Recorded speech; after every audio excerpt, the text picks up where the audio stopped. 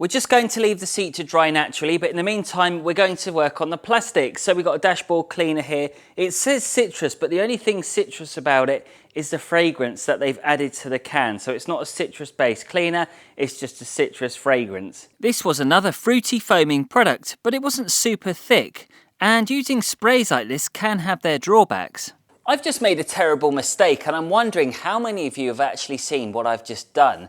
Watch what happens. I've got my cleaner, I'm spraying it onto the plastics, but can you notice anything from what I've just done?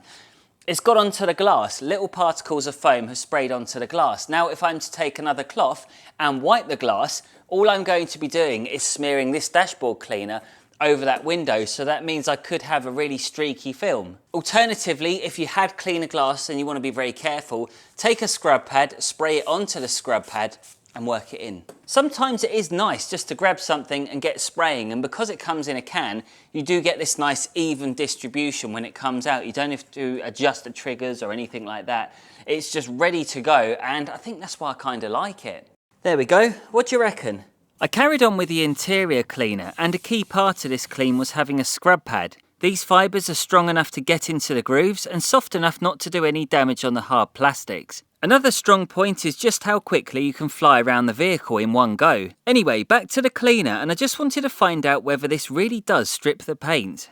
With the dashboard, you've got to be careful not to spray it everywhere, so don't go sticking your can in like this and just go crazy with it, because at the end of the day, the last thing you want to be doing is spraying any chemicals that could potentially stick onto that windscreen, because if they do and you go to wipe it with a cloth, say because you've got the sun in your eyes and you can't really see where you're going, it will become even worse and it could potentially be dangerous. So just have to be very careful with dashboard cleaning. I would really only recommend spraying onto a scrub pad or a cloth and then just applying it over the plastics. I think you can get away with the steering wheel if you angle it down, but anything else like the screens here, try not to do it.